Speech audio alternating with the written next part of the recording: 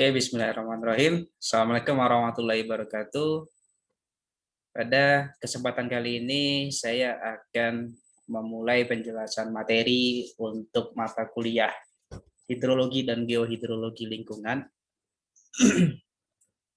di mana pada saat ini saya akan menjelaskan materi untuk pertemuan ketiga, di mana pada pertemuan sebelumnya kita mendengarkan kuliah umum dari Pak Aris Rinaldi, yang saya harapkan itu menjadi pembuka wacana dari pembahasan yang akan kita lakukan selama satu semester ke depan sampai nanti di akhir di bulan Juni nanti. Jadi pada kesempatan ini saya akan mulai kembali dari dasar-dasar hidrologi. Kemudian kita membahas mengenai siklus atau daur hidrologi, kemudian mengenai bagaimana aspek-aspek apa sajakah yang nantinya mempengaruhi hidrologi ketika kita mempelajari hidrologi, apa saja aspek-aspeknya, sampai kan nanti kita membahas mengenai pola-pola daerah aliran sungai. Jadi secara lebih lengkapnya, pembahasan kita nanti akan dimulai dari hidrologi secara umum, kemudian mengenai neraca air, kemudian mengenai jaringan hidrologi, sampai dengan nanti kerapatan drainase. Oke, kita mulai dari hidrologi dulu. Jadi kalau kita pertama membahasnya dari sisi bahasa hidro dan logi, kita biasa mendefinisikan logi sebagai suatu bidang ilmu atau suatu ilmu yang mempelajari atau yang memahami tentang suatu hal. Di mana di sini ada kata-kata hidro yang nanti akan terkait dengan air. Jadi secara umumnya nanti hidrologi didefinisikan sebagai ilmu pengetahuan yang membahas secara mendalam tentang air di bumi.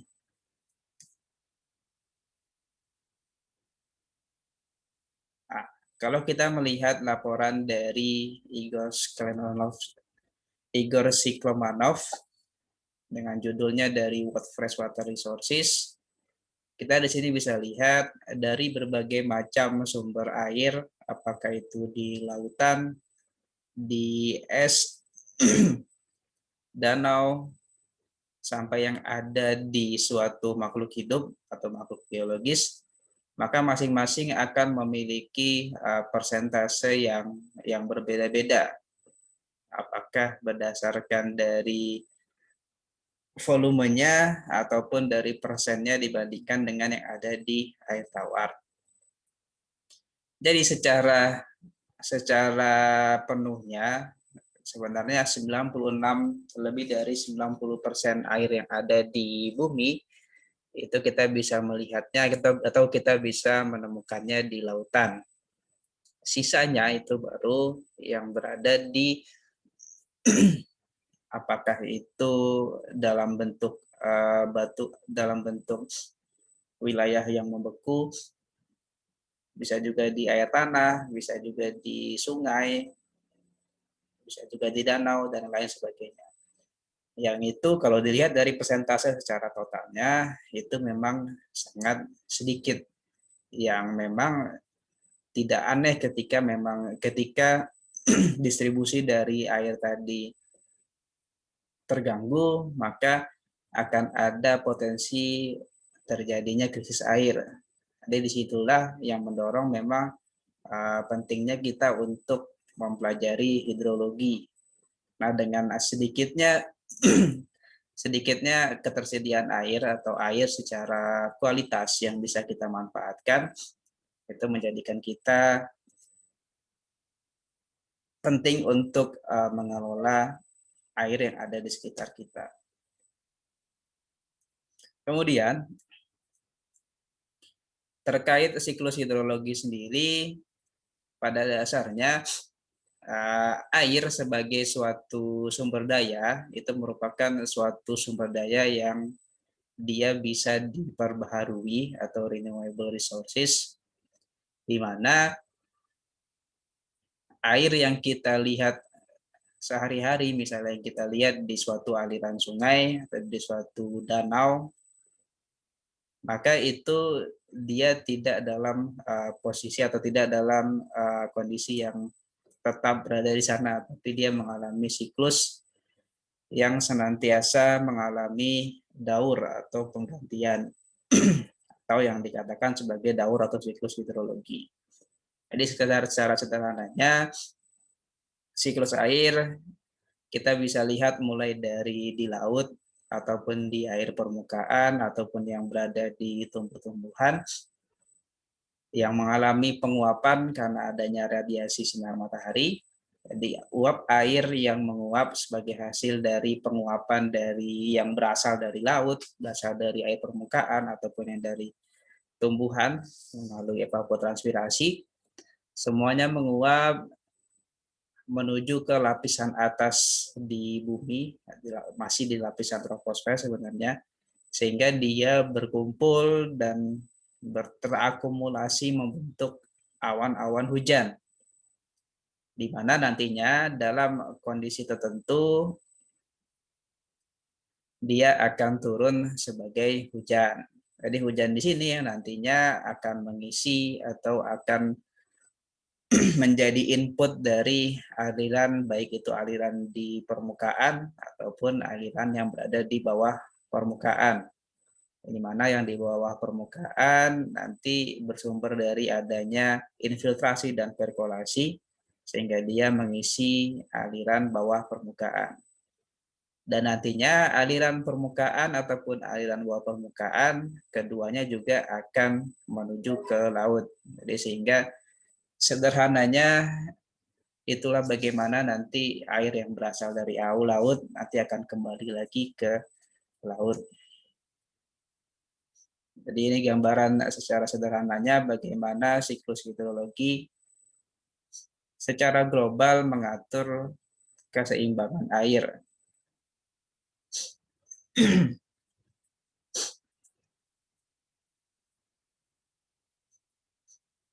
Jadi hidrologi sendiri akan nantinya mempelajari beberapa aspek yang berbeda. Yang utamanya memang di sini fokus utama kajiannya adalah soal air. Kemudian melalui hidrologi ini juga kita wajib memahami terkait bagaimana proses-proses pembentukan hujan atau presipitasi dan bagaimana nanti pembentukannya. Kemudian diperlukannya juga pemahaman terkait cuaca, dalam hal ini bagaimana kelembapan, bagaimana temperatur, nanti mempengaruhi terkait adanya pembentukan uap air yang menjadi bakal dari hujan nantinya. Kemudian bagaimana proses penguapan, kemudian bagaimana air di permukaan nantinya akan terkait dengan debit sungai, terkait dengan angkutan sedimen yang terbawa ketika adanya air larian atau air permukaan. Kemudian ada air bawah permukaan yang di sini akan terkait dengan prinsip dari infiltrasi dan perkolasi, dan bagaimana soal air tanah, baik itu terkait pergerakan air tanah maupun secara kuantitasnya dari si air tanah sendiri. Jadi bisa dibilang beberapa poin di sini mulai dari presipitasi atau hujan sampai dengan air tanah itu yang akan menjadi pembahasan utama kita dalam mata kuliah ini. Kemudian dalam suatu bidang keilmuan, hidrologi sendiri dipisah lagi menjadi dua bidang kajian spesifik. Yang pertama ada hidrologi air permukaan dan ada hidrologi air tanah, di mana dalam pemahaman lebih lanjut terkait kedua keilmuan tersebut membutuhkan adanya ilmu-ilmu penunjang, baik itu dari rekayasa teknik pertanian ataupun penyehatan sampai dengan ke dasar-dasar sains di geografi, kehutanan, ilmu tanah sampai dengan ke komputer. Kemudian dalam bisa kita memahami mengenai hidrologi secara lebih lanjut, maka ada dua cakupan yang bisa kita mulai untuk pembahasan. Yang pertama terkait hidrologi operasional, dan yang kedua adalah hidrologi aplikasi. Di mana dalam hidrologi operasional kita akan membahas mengenai bagaimana jaringan hidrologi, kemudian bagaimana cara kita mengamati dan melakukan pengukuran terkait dengan parameter-parameter hidrologi. Kemudian setelah kita mendapatkan data pengukuran, bagaimana kita menghitung data-data mentah yang sudah kita dapatkan dari pengamatan dan pengukuran. Kemudian bagaimana pengolahan data lapangan sehingga akan didapatkan gambaran deskripsi awal terkait hidrologi suatu kawasan. Dan lanjutannya lagi setelah pengolahan data adalah analisis data hidrologi. Yang ini nanti bisa dikatakan analisis lebih lanjutnya lagi setelah kita mendapatkan hasil dari pengolahan data lapangan, kita analisis lebih lanjut lagi yang nanti tujuannya salah satunya adalah untuk pengantar ke manajemen atau pengolahan suatu kawasan yang terkait dengan hidrologi. Kemudian untuk hidrologi aplikasi, yang menjadi cakupan utamanya adalah bagaimana kita melakukan forecasting atau terkait peramalan atau terkait perakiraan hidrologi. Jadi contohnya perkiraan terkait yang paling sederhananya terkait waktu-waktu atau tahun-tahun akan terjadinya potensi banjir, atau waktu-waktu ketika terjadinya hujan maksimal atau hujan tertinggi di suatu wilayah. Yang salah satunya adalah menggunakan forecasting, di mana di sini salah satu faktor pentingnya adalah hidrologi operasional di awal, karena data yang memang lengkap atau data dari jaringan-jaringan hidrologi yang sudah ditetapkan itu lengkap selama kurun waktu tertentu. Kemudian selain forecasting, hidrologi aplikasi juga akan terkait mengenai bagaimana pengolahan data lanjutan atau secondary data processing.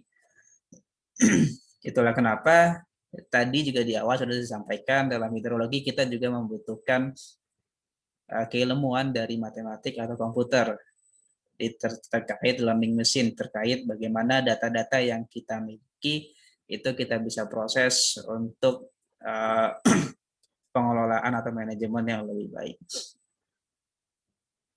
Jadi ini juga beberapa hal atau beberapa poin yang akan kita bahas juga selama 1 semester ke depan. Jadi nanti harapannya sudah bisa mulai dicari tahu, dibaca-baca, dipelajari seperti apa sebenarnya masing-masing poin-poin ruang lingkup, baik itu hidrologi operasional maupun hidrologi aplikasi. Jadi ini harapan akhir dari mata kuliah ini adalah kalian bisa memiliki keilmuan ataupun aplikasi bagaimana mulai dari penentuan jaringan hidrologi sampai dengan ke pengolahan data lanjutan. Kemudian, melalui kita memahami bagaimana hidrologi itu berjalan, kita juga bisa mendapatkan potensi baik itu terkait waktu ataupun tempat suatu sumber daya air di suatu DPS atau daerah pengaliran sungai ataupun di satuan wilayah sungai atau SWS. Di mana DPS sendiri didefinisikan sebagai daerah air hujan menjadi aliran permukaan yang nantinya berkumpul menjadi aliran sungai hingga ke hilir sebagai titik keluarnya. Jadi di sini tidak terbatas secara geologi saja terkadang, tidak terbatas juga secara administratif, tapi memang seluruh wilayah yang nantinya mengalami hujan atau mengalami presipitasi, kemudian air hujan tersebut menjadi suatu aliran permukaan atau runoff, dan nanti dia berkumpul hingga menuju ke suatu aliran sungai, hingga nanti dari si sungai tadi menuju ke hilir sebagai titik keluarnya. Jadi sampai dia keluar menuju laut. Kemudian nanti pada dasarnya setelah kita memahami lebih lanjut terkait hidrologi, maka memang pada dasarnya distribusi sumber daya air itu tidak akan merata, baik itu tergantung dengan waktu ataupun tergantung dengan tempatnya. Karena bisa jadi di suatu wilayah pada saat musim hujan, misalnya dia dalam secara kuantitasnya berlebih sehingga terjadi banjir, dan di satu waktu pada saat musim kemarau tidak ada sama sekali air yang bisa dimanfaatkan atau terjadinya kekeringan. Dan memang di satu pulau pun, misal di Pulau Jawa atau di Pulau Sumatera, pasti ada beberapa lokasi yang secara kuantitasnya lebih banyak, ada yang memang secara kuantitasnya dia lebih sedikit. Karena tadi ya ada banyak faktor yang menyebabkan terkait bagaimana persebaran air tersebut. Kemudian melalui juga kita mempelajari hidrologi nantinya, harapannya memang kita bisa mengatur bagaimana ketika kita melakukan pembangunan atau kita melakukan pemanfaatan sumber daya air, sekecil apapun nantinya kita bisa meminimalisir dampak negatifnya. Baik itu yang berlaku dalam kurun waktu yang saat ini atau yang saat hari kemudian, atau menghindari dampak yang bisa diterima oleh wilayah yang berada di sekitarnya. Jadi tidak hanya misalnya pada saat kita memanfaatkan air untuk minum gitu. Misalnya kita untuk mengambil air untuk minum, apakah yang kita lakukan tadi tidak memberikan dampak bagi yang lain. Jadi misalnya kita di suatu perkotaan, apakah kita bisa tanpa perhitungan untuk melakukan pengambilan air tanah misalnya, tanpa kita menyadari bahwa ada sesuatu atau dampak yang nantinya bisa kita terima ketika kita melakukan pengambilan air tanah. Oke, selanjutnya kita masuk ke daerah pengaliran sungai atau DPS. Istilah lain dari DPS itu bisa disebut dengan catchment, watershed, ataupun basin, di mana DPS sendiri nanti terbagi, ada yang disebut dengan DPS kecil, dia umumnya di daerah hulu DPS, atau nama lainnya stream watershed, ataupun nanti dalam bentuk DPS besar, di mana dia langsung bermuara ke laut atau river basin. Sedangkan jenis-jenis DPS sendiri ada yang disebut dengan DPS tunggal, yang merupakan suatu sungai yang besar, di mana hanya terdiri dari satu sungai yang dia langsung menuju ke laut. Kemudian yang di DPS ganda, dia biasanya lebih dari satu hulu sungai, di mana nanti akan ada beberapa sungai kecil yang bermuara ke laut. Nah, mungkin bisa kalian lihat sungai-sungai yang ada di sekitar kalian, atau mungkin di tempat tinggal, atau mungkin di mana kalian lahir. Mereka masuk ke DPS mana? Apakah DPS tunggal atau DPS ganda? Atau mungkin coba dicari, mungkin bisa ditemu juga. Oke, kita masuk ke pembahasan berikutnya mengenai neraca air. Neraca air atau water balance adalah suatu hubungan antara masukan air total atau inflow dengan keluaran air total atau outflow dalam suatu daerah untuk suatu periode tertentu. Di mana pada prinsipnya neraca air melihat selama periode tertentu itu masukan air total akan sama dengan keluaran air total ditambah perubahan air cadangan. Di mana nanti perubahan air cadangan bisa jadi dia positif, bisa jadi dia negatif. Jadi positif ini air cadangannya bertambah, negatif di sini air cadangannya berkurang. Jadi ini juga sebenarnya prinsip dasar dalam penanganan banjir sebenarnya. Jadi bagaimana ketika adanya hujan, itu benar-benar bisa sesuai dengan berapa banyak yang dikeluarkan, berapa banyak yang dicadangkan. Jadi ketika nanti air cadangannya berkurang, maka nanti keluaran airnya juga akan bertambah. Ini akan menyebabkan terjadinya banjir pula. Kemudian dalam kita menghitung berapa perubahan air cadangan, maka ada beberapa aspek yang nantinya kita jadikan pertimbangan. Jadi yang pertama itu terkait berapa besaran curah hujannya, itu yang dijadikan sebagai input dari suatu DPS.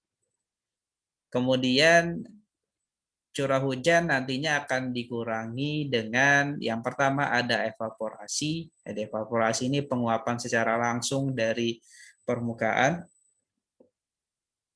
atau penguapan dari tanaman atau dari tumbuhan atau evapotranspirasi. Kemudian ada juga aliran air tanah yang keluar dari DPS dan ditambah juga dengan aliran permukaan yang keluar dari TPS.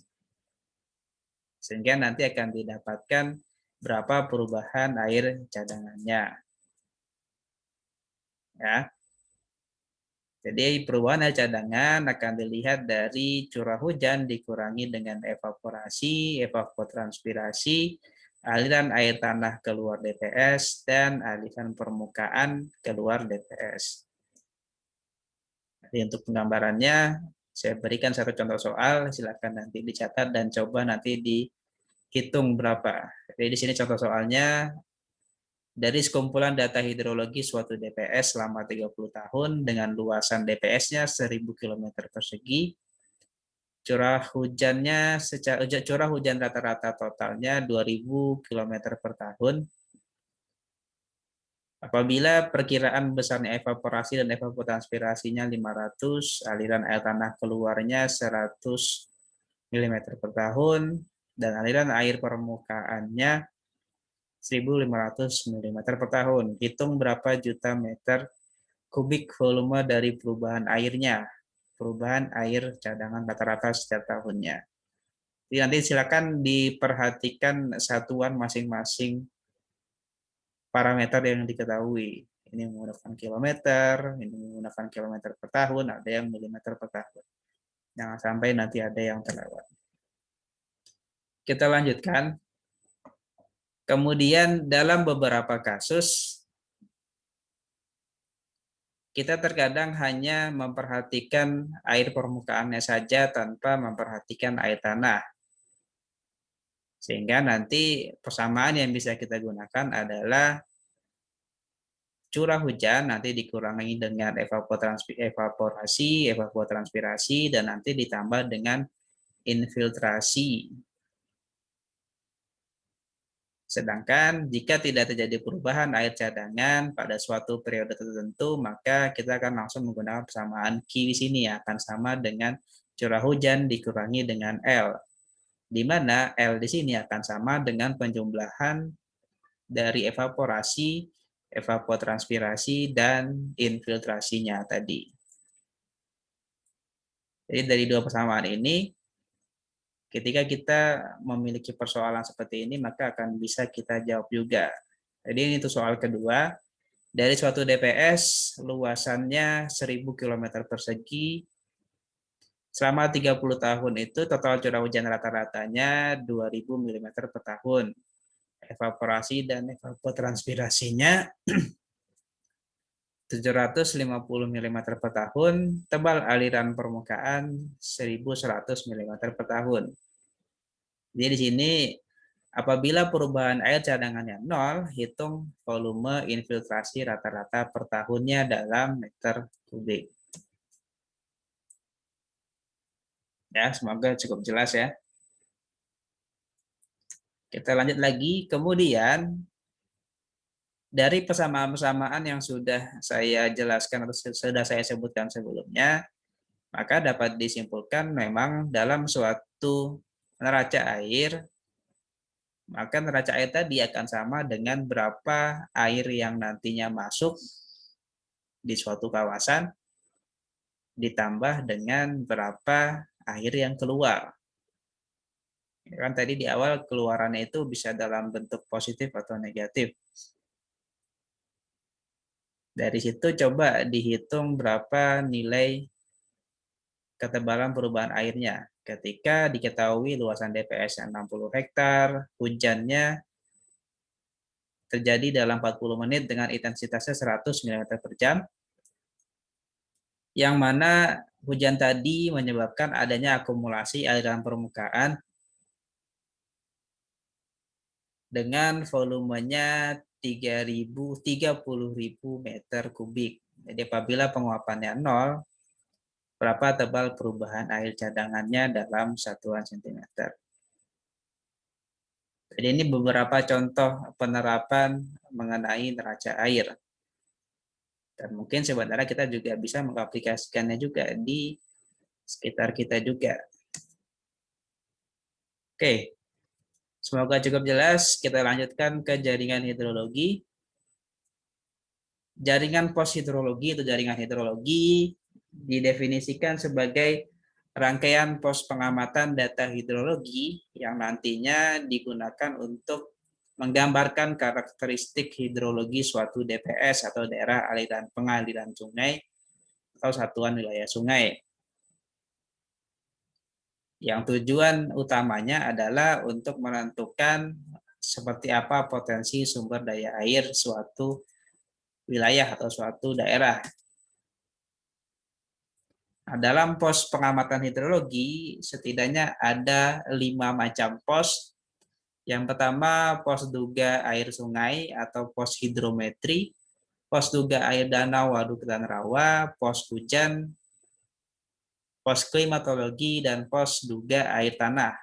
Jadi pada pos duga air sungai atau pos hidrometri, untuk menentukan potensi aliran sungai, jadi dari suatu aliran sungai potensinya seperti apa, seperti debit minimum, debit maksimumnya, kemudian penentuan volume sedimen, jadi sedimen yang masuk ke suatu aliran sungainya seberapa banyak atau secara kuantitasnya seperti apa. Kemudian untuk mengukur tinggi muka air dan mengukur debit sungai. Kemudian untuk pos duga air danau, waduk, ataupun rawa digunakan untuk menentukan potensi sumber airnya. Untuk pos hujan sendiri untuk menentukan tebal hujan, intensitas hujan, dan menentukan sebaran hujannya seperti apa. Dan untuk yang pos klimatologi untuk mengukur unsur cuaca suatu daerah pengaliran sungai.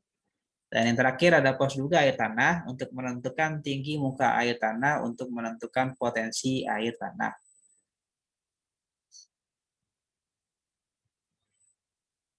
Kemudian terkait jumlah dan kerapatan pos hidrologi, ada 2 pendekatan yang biasanya digunakan untuk menentukan jumlah ataupun kerapatan suatu pos hidrologi. Yang pertama adalah data dasar. Untuk pendekatan hidrologis, biasanya tergantung dengan data dasar yang nantinya akan dibutuhkan. Jadi misalnya data dasarnya debit, sedimen, curah hujan, dan iklim dan air tanah, maka nanti dari dasar-dasar itulah kita melihat berapa banyak jumlah pos hidrologi yang nantinya akan dibutuhkan. Kemudian untuk pendekatan teknis itu tergantung dengan proyek yang nantinya sedang dijalankan. Oke, kita coba bahas satu persatu. Yang pertama untuk jaringan pos hidrometri.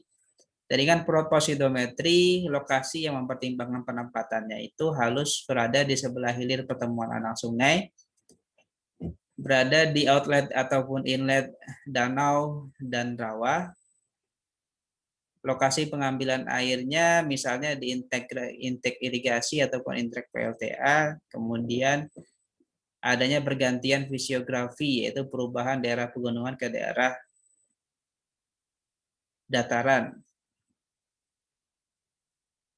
Jadi biasanya karena ada perbedaan secara hidrologi, apakah kecepatannya, apakah dari lebar dan kedalaman sungai yang berbeda, maka biasanya di masing-masing yang ketika terjadi perubahan tadi diletakkan jaringan pos hidrometri yang lain, yang berbeda untuk mendapatkan bagaimana tipikal hidrometrinya. Idealnya kerapatan pos hidrometri itu untuk wilayah yang normal itu 300 sampai dengan 1000 km persegi. Sedangkan untuk yang sulit 1000 sampai dengan 5000 km persegi. Kemudian dalam pemilihan lokasi pos hidrometri ditentukan oleh beberapa faktor. Yang pertama, penampang kendali alamnya seperti apa. Jadi penampang kendali alamnya harus yang dalam kondisi stabil, mudah dicapai dalam segala kondisi, alur sungainya lurus, jadi setidaknya itu bagian yang lurusnya itu lebih banyak 4 kali dibandingkan dengan lebar sungai. Jadi misal lebar sungainya itu 1 meter, mungkin tidak ada 10 meter lah ya, 10 meter, maka nanti bagian lurusnya itu sebanyak 4 kalinya. Setidaknya 1000 meter. 10.000 meter. Kemudian dia memiliki aliran yang mendekati seragam, kemudian alirannya tidak berpengaruh arus balik, aliran tidak melimpah saat banjir, mudah ditemui pengamat yang jujur dan bertanggung jawab, tidak di sungai yang berbatu, dan adanya kemungkinan penampang kendali buatan untuk sungai yang kurang atau tidak stabil. Dan alur sungai yang bervegetasi harus dihindari. Tapi memang pada dasarnya akan sangat sulit untuk mendapatkan tempat ideal yang sesuai dengan pemilihan lokasi pos hidrometri di sini. Tapi ini setidaknya yang bisa dijadikan pertimbangan mengenai lokasi dari suatu pos hidrometri.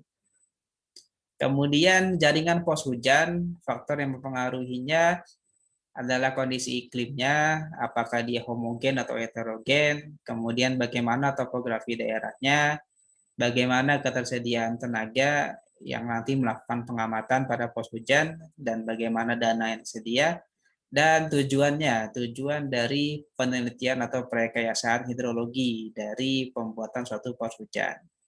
Kerapatannya terkait dengan jaringan hidrologi adalah di dataran rendah itu 600 sampai dengan 900 km per pos, di pegunungan 100 sampai dengan 250.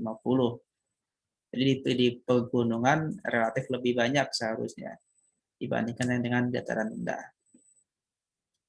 Kemudian untuk jaringan pos klimatologi sebagai tempat pengamatan unsur cuaca seperti temperatur, kelembapan, radiasi sampai dengan curah hujan. Kemudian untuk jaringan pos duga air tanah, identifikasi potensi SDA tanah. Jadi untuk nanti dia menentukan seperti apa sifat hidrolis, bagaimana caranya monitoring fluktuasi muka air tanah. Selanjutnya, untuk daerah aliran sungai atau DAS, DAS sendiri didefinisikan sebagai suatu wilayah daratan yang secara topografi dibatasi oleh punggung-punggung gunung yang menampung dan menyimpan air hujan untuk kemudian menyalurkannya ke laut melalui sungai utama. Fungsi dari DAS sendiri, perilaku hujan dalam kaitannya dalam proses erosi dan sedimentasi, hubungan curah hujan dan air larian, kemudian debit puncak untuk keperluan rancang bangunan-bangunan banjir, dan pengendalian arus debit. Jadi sebagai gambarannya bagaimana hubungan geofisik antara daerah hulu dan hilir, yang di sini berawal dari beberapa sungai-sungai kecil daerah hulu, sampai ke nanti dia menuju ke hilir.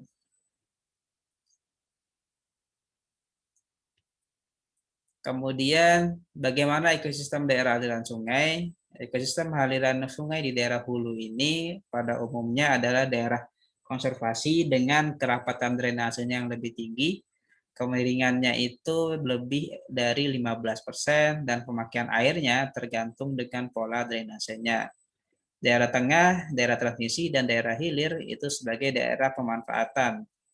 Jadi umumnya pemanfaatan di daerah hilir, di mana kerapatan drainasenya lebih kecil, kemiringannya kurang dari 8%, pemakaian airnya oleh bangunan irigasi biasanya, ataupun vegetasi tanaman pertanian, ataupun dan estuari.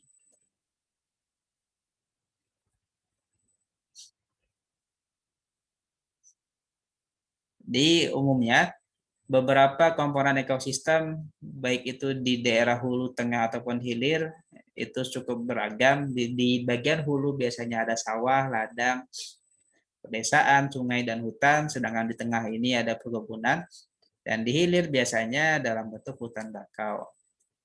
Jadi karakteristik das bisa kita lihat dari jenis tanahnya, bagaimana tata guna lahannya, bagaimana topografi, kemiringan, dan panjang lerengnya.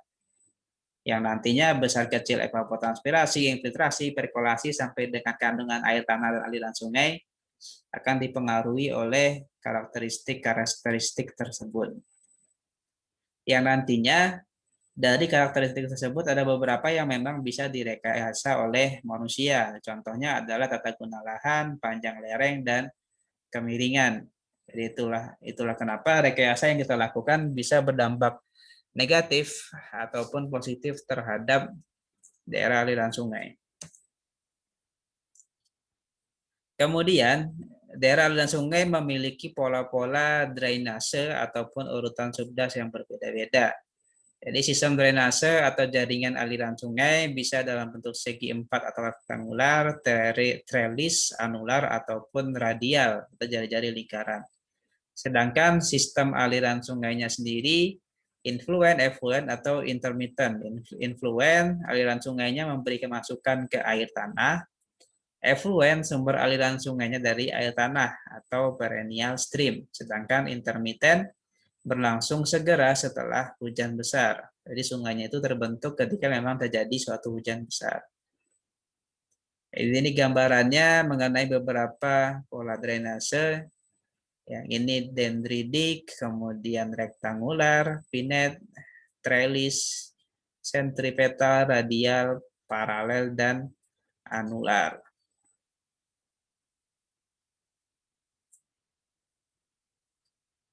Ini salah satu contoh penerapannya untuk penetapan suatu subdas dari suatu daerah aliran sungai.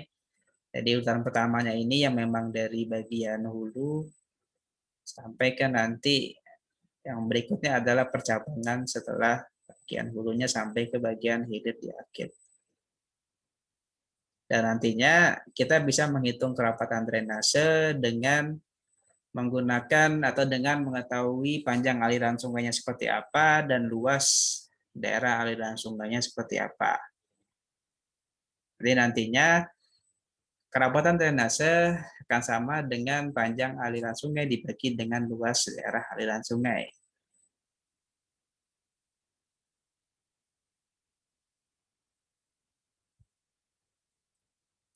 Sekian yang bisa saya sampaikan pada kesempatan ini.